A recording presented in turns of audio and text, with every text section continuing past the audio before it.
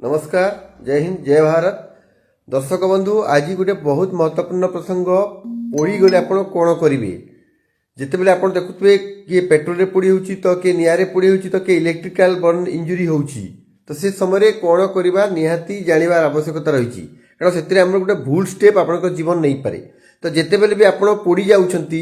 Either steam द्वारा गरम पानी रे पोड़ी जाऊँगी तो किए निआ लगिक पोड़ी जाऊँगी तो क्या इलेक्ट्रिक शॉक मारिक से पोड़ी जाऊँगी। तो जिते पोड़ी जीवे कौन करेंगे पोड़ी जावाटा डिपेंड कर आपणकर बर्न इंजुरी गुड़ाक आप जाथे जे आम कही था साधारण भाषा 10%, 15%, 20%, 30% बर्न कला यहीटा कैलकुलेशन केमिति हुए जानापी मुझे कहबी जे आपणकर जदि मुह बर्न कर जाऊँगी चली जाऊँगी 9%, आपणकर गोटे हाथ 9%, आर हाथ 9%, आगपट छाती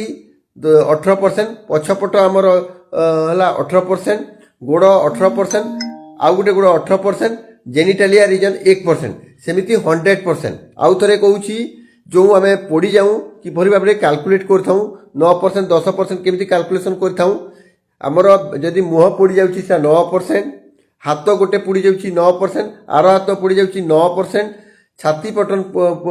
पेट पोड़ी जाऊँगी 18%, पछपट पोड़ी जाऊँगी 18%, गोड़ पोड़ी जाऊँगी 18%, आउ गोटे पोड़ी जाऊँगी 18%, आमर जेनिटालिया 1%। तो सेमिति हिसाब से आमर कैलकुलेशन हुए धर आमर खाली मुहटा पोड़ी जाइए तार तो 9% बर्न अच्छी गोटे मुह एवं गोटे हाथ पोड़ी जाइए तार अर्थ 9 आउ 9 18% पोड़ी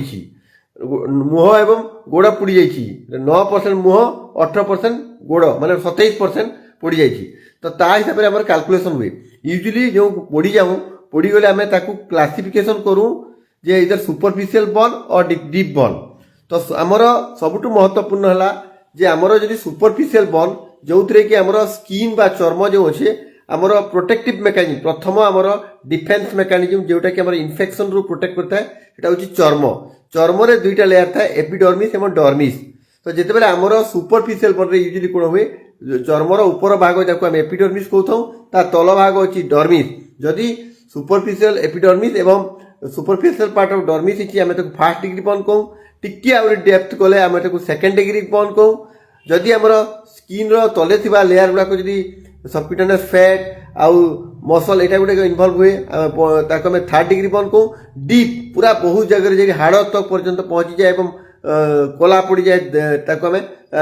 फोर्थ डिग्री बर्न कही। तो यूजुअली आम सुपरफिशियल बर्न करता ना जेबे भी आपंकर जदि माने गरम पानी पोड़ी जाऊँगी कि दीपावली फटका फाटी जाऊँगी आपड़ सुपरफिशियल बर्न रे आपल ऊपर भाग चमड़ार ऊपर भागटा जली जाए तो से अंश लाल देखा जाए एवं गोटे पानी फटका भाया होता है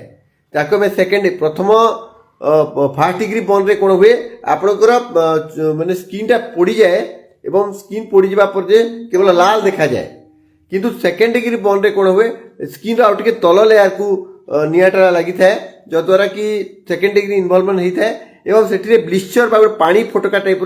फटका गोटे फुका टाइप फटका बाहरी था आप देखिथे से पानी था आम ब्लिस्चर कही था। तो यूजुअली सेकेंड डिग्री बर्न रे ब्लिस्चर देखा जाए। तो आपण मैंने गोटे कौन करती जिते आप पोड़ी जाती सांगे सांगे आप कौन करती प्रथम तो आप पोड़ी जिते जाऊँगी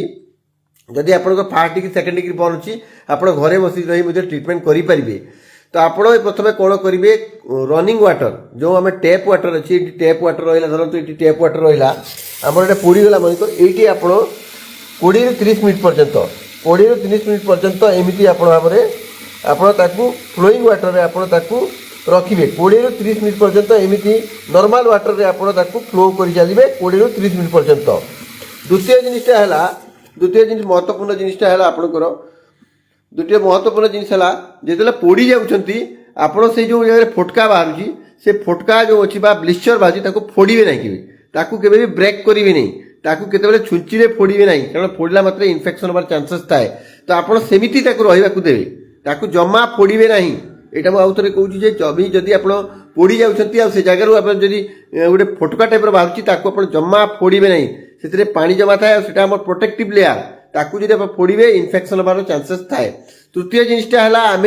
कौन करूँ यूजुअली आम क्रीम बटर लगे दूँ जेहेतु फर्स्ट डिग्री बर्न बहुत पेनफुल हुए बहुत जले ବହୁତ ପୋଡ଼ା ହୁଏ, ପୋଡ଼ା ଜଳାଟା ହେଉଛି ବହୁତ କଷ୍ଟଦାୟକ। ତ ଆପଣମାନେ କ'ଣ କରନ୍ତି ସେଇ ଜାଗାରେ ୟୁଜୁଆଲି ବଟର କ୍ରିମ୍ ଦେଇ ଦିଅନ୍ତୁ, କିନ୍ତୁ ଏସବୁ ଜମା ବ୍ୟବହାର କରିବାର ଆବଶ୍ୟକତା ନାହିଁ। ଯଦି ବ୍ୟବହାର କରିବାକୁ ଚାହୁଁଛନ୍ତି ତାହେଲେ ଆପଣ ଆଲୋଭେରା ନାମକ ଗୋଟେ ଅଏଣ୍ଟମେଣ୍ଟଟା ଦେଇପାରିବେ। ବେଶୀ ସେଟା ବି ସୁପରଫିସିଆଲ ଲେଭେଲରେ ଗୋଟେ ଲେୟାର ଟାଇପ୍ର ଫିଲ୍ମି ଲେୟାରଟା ତିଆରି କରିବେ, ତାକୁ ରବ୍ କରିବା, ଘଷିବାର ବି ଆବଶ୍ୟକତା ନାହିଁ। 2 ନମ୍ବର ଜିନିଷ ହେଲା ସବୁଠୁ ବହୁତ ମହତ୍ୱପୂର୍ଣ୍ଣ ହେଲା ଆପଣ ପାଣି ଯେଉଁ ଆମର ସମସ୍ତେ କ'ଣ କରନ୍ତି ୟୁଜୁଆଲି ସମସ୍ତେ ଆଇସ୍ ୱାଟର ବା ବରଫ ପାଣି ଦିଅନ୍ତି ବା ବରଫ ଦିଅନ୍ତି, ଜମା ସେଟା ଦେବେ ନାହିଁ। ବରଫ ପାଣି ଦେବାର ଆବଶ୍ୟକତା ଜମା ନାହିଁ। ସେଟା ଦେଲା ମାତ୍ର କି ଆହୁରି ଇଞ୍ଜୁରି ହେବ, କାରଣ ବର୍ନ ଇଞ୍ଜୁରି ଗୁଡ଼ାକ ଆମେ ଯେତେବେଳେ ଆମେ ଆଇସ୍ ଦେଇଦେବା ବା ବରଫ ଦେଇଦେବା ସେ ଜାଗାରେ ଭାସୋ କଷ୍ଟ୍ରିକ୍ଟ ହେବ, ଆମର ଯେଉଁ ରକ୍ତନଳୀ ସଂକୁଚିତ ହେବ ଏବଂ ରକ୍ତ ପ୍ରବାହିତ ହେବାରେ ଅସୁବିଧା ହେବ, ଯଦ୍ୱାରା କି ଇନଫେକ୍ସନ ହେବାର ଚାନ୍ସେସ୍ ଥାଏ ଏବଂ ନେକ୍ରୋସିସ୍ ମଧ୍ୟ ହେବ। ତେଣୁ ଆପଣ କେବେ ବି ଥଣ୍ଡା ପାଣି ବ୍ୟବହାର କରିବାର ଆବଶ୍ୟକତା ନାହିଁ, ମାନେ ଆଇସ୍ ୱାଟର କେବେ ବି ବ୍ୟବହାର କରିବା ଆବଶ୍ୟକତା ନାହିଁ। ନର୍ମାଲ ୱାଟରକୁ ଟ୍ୟାପିଂ ୱାଟର 20 to 30 ମିନିଟ୍ ରଖିବାର ଅଛି। ତୃତୀୟ ଜିନିଷ ହେଲା ଆପଣ ଯଦି ମୁଦି ପିନ୍ଧିଛନ୍ତି କିମ୍ବା କୌଣସି ଗୋଟେ ଚୁଡ଼ି ପିନ୍ଧିଛନ୍ତି ତାକୁ ସଙ୍ଗେ ସଙ୍ଗେ ବାହାର କରିଦେବେ, କାରଣ ଯଦି ବିଳମ୍ବ ହେଲେ ସେ ହାତଟା ଫୁଲିଯିବ, ଇନଫ୍ଲାମେସନ ଫୁଲିଯିବ, ଯଦ୍ୱାରା କି ବାହାର କରିବା ଡିଫିକଲ୍ଟ ହେବ ଏବଂ ଇନଫେକ୍ସନ ବ୍ଲଡ୍ ସାର୍କୁଲେସନ ହ୍ୟାମ୍ପରିଂ ହେବାର ଚାନ୍ସେସ୍ ଅଛି। ତେଣୁ ଆପଣ ଯଦି ମୁଦି ପିନ୍ଧିଛନ୍ତି ମୁଦି ବାହାର କରିଦେବେ, ଯଦି ଆପଣ ଚୁଡ଼ି ପିନ୍ଧିଛନ୍ତି ଚୁଡ଼ି ବାହାର କରିଦେବେ, ଆଉ ସେଇ ଜାଗାରେ ଆପଣ continuously tap water 20 to 30 minute ଦେବେ ନର୍ମାଲ ୱାଟର। ତାପରେ ଆପଣ ଯଦି ଦେବାକୁ ଚାହୁଁଛନ୍ତି ଆଲୋଭେରା ଅଏଣ୍ଟମେଣ୍ଟ ଗୋଟେ ଲେୟାର କରିଦେବେ, ଆଉ କିଛିଟା ସଲଫର ଡାଇଜିନ୍ ଗୋଟେ ଟ୍ୟାବଲେଟ୍ ଆମର ସଲଫର ଡାଇଜିନ୍ ଗୋଟେ ବର୍ନ କ୍ରିମ୍ ଆସେ ଯେଉଁଟାକି ସ୍ୟୁଡୋମୋନାସ୍ ଇନଫେକ୍ସନ୍ ପ୍ରିଭେଣ୍ଟ କରେ, ଗୋଟେ ଆଣ୍ଟିବାୟୋଟିକ୍ ଟାଇପ୍ର, ତାକୁ ଆପଣ ଗୋଟେ ଲେୟାର କରିକି ଦେବେ। ତୃତୀୟ ଜିନିଷଟା ହେଲା ମୁଁ ଆପଣଙ୍କୁ ଯିବି ଘଷିବେ ନାହିଁ, ସେ ଜାଗାକୁ ଜମା ଘଷିବେ ନାହିଁ। ଯଦି ଆପଣଙ୍କର ହାତ ରହିଛି ହାତକୁ ଟିକେ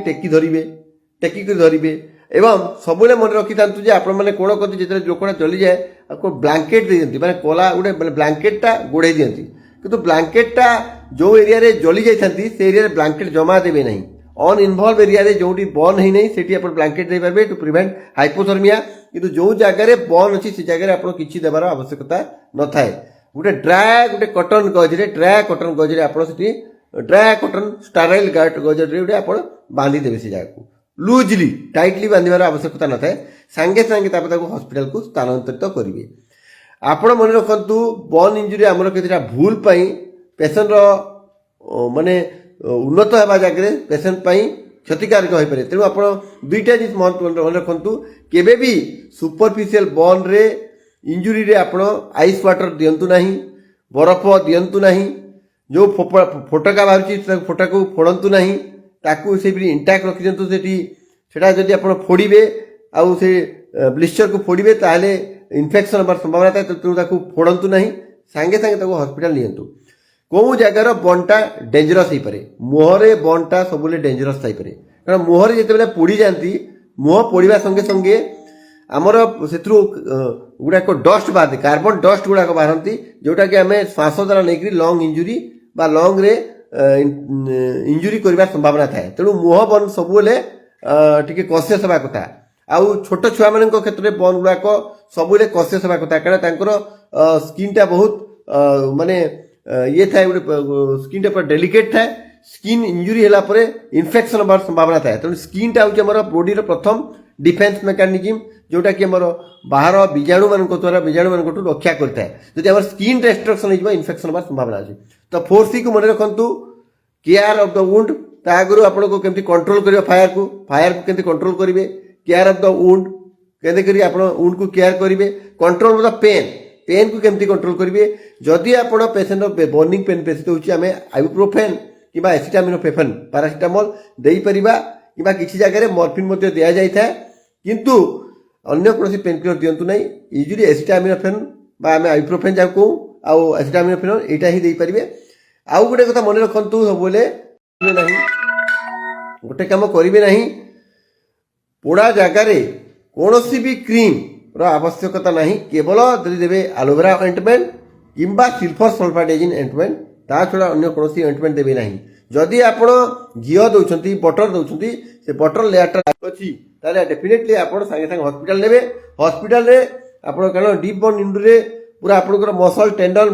ଆଉ ବୋନ୍ ଇନଭଲଭମେଣ୍ଟ ହେଇଥାଏ, ସେଠି ପୁରା ପେନଫୁଲ ନଥାଏ। ଡିପ୍ ବର୍ନ ଉଣ୍ଡଟା 3rd degree 4th degree burn କେବେ ବି ଦରଦ ହୁଏ ନାହିଁ। ସୁପରଫିସିଆଲ ବର୍ନ ଗୁଡ଼ାକ ଯେଉଁଟା ଅଛି ବା ପାର୍ସିଆଲ ଥିକନେସ୍ ବର୍ନ ଗୁଡ଼ାକ ସବୁବେଳେ ଦରଦ ଥାଏ। ତ ସେଟା ପ୍ରକାର ଭଲ, କାରଣ ସେଟା ପେନଫୁଲ ମାନେ ଅପର ଲେୟାରରେ ଅଛି, ଯେହେତୁ ନର୍ଭ ଏଣ୍ଡିଂ ଅଛି, ତେଣୁ ସେଥିରେ ଡିସଫିଗରେସନ ହେବାର ଚାନ୍ସେସ୍ କମ୍। किंतु फुल थिकनेस बर्न है कि डीप पार्शियल थिकनेस बर्न है से जगह आपंकर डिफॉर्मिटी कंट्राक्चर देखिए आप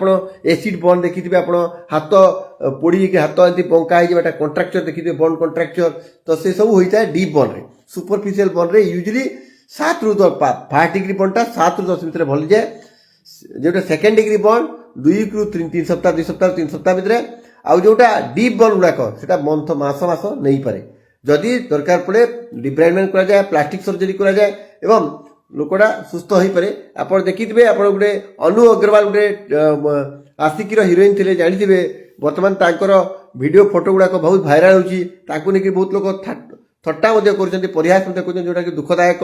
गोटे व्यक्तिर एमती घटना को लेकर आम परिहास करने कथा नहीं तांकर भयानक गोटे एक्सीडेंट होता एक्सीडेंट होता बन बंदी होता आउे से फेसटा पूरा डिस्ट्रक्शन होता प्लास्टिक सर्जरी बर्तमान से सुस्थ अच्छा तो बन केस प्लास्टिक सर्जरी करा प्लास्टिक सर्जरी आप रिकन्स्ट्रक्शन सर्जरी कर कंट्राक्चर माने जो एमती कंट्राक्ट रही जाए सेटा आम प्रिवेंट कर पारिबा तो आर्ली स्टेज रे जदि ठीक हिसाब से इंटरवीन कर दिया जाए रोगी को ठीक हिसाब से ट्रीटमेंट मिले ताहले बन इंजुरी को डेप्थ को बने बन रो एक्सटेंट पर डिपेंड करे बन रो जो नियाटा थाए निया रे लागिगला पर जो गरम से गरमटा भीतर भीतर को जाऊ थाए तो आहरी इंजुरी करता है तेणु जे निया आम भावुचे निया कमिगला जलू न कि निया लगे जो जो गरम थाए से गरम डीप इंजुरी माने मसला आम जो स्किन ता तलकू एमती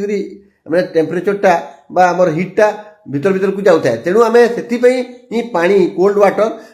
माने normal water tap water 20 to 30 minute running water में मुझे कहली आपको सेमिति भाव में देवार अच्छी जद्वारा कि से हिटटा आउ भीतर को डीप को जीवनी डीप टिश्यू इंजुरी करिवो नहीं आइस वाटर दिंतु नहीं फटका होची फटका को जमा फोड़ंतु नहीं आउ जदि बेसी डीप इंजुरी अच्छी आप हॉस्पिटल जातु बर्न केयर यूनिट रे तार प्रॉपर ट्रीटमेंट दिया जाय परिवार सम्यक सचेतना एक बहुत मात्रा शेयर करतु कारण बहुत लोग कौन करती से फटका को फोड़ी दियंती जद्वारा कि इन्फेक्शन हुए एवं इन्फेक्शन होगी सेप्टेसिमिया पेशेंट मध्य डेथ होता है और द्वितीय जिनसा कोल्ड वाटर बा आइस वाटर व्यवहार करतु नहीं जोटा व्यवहार करने द्वारा आमर नली जो रक्त नली गुड़ा संकुचित हो सर्कुलेसन जापरनी जद्वारा कि इन्फेक्शन भी संभावना बेसी और गांग्रीन होगा संभावना रही जो जगह बन हो मुदी पिंधुच्च मुदीटा बाहर करदे चूड़ीटा बाहर करदे कारण परवर्त समय जो चूड़ी मुदी आ चूड़ी बाहर करेंगे ता फुली गले ब्लड सर्कुलेसन हेम्पर से जगह गांग्रीन होबार संभावना रही है यह आपको सम्यक सूचना दिगला या बहुत मात्रा शेयर करूँ लोक सचेतन हूँ एवं निजक परिवार और समाज अन्य लोक सुरक्षित रखु जय हिंद।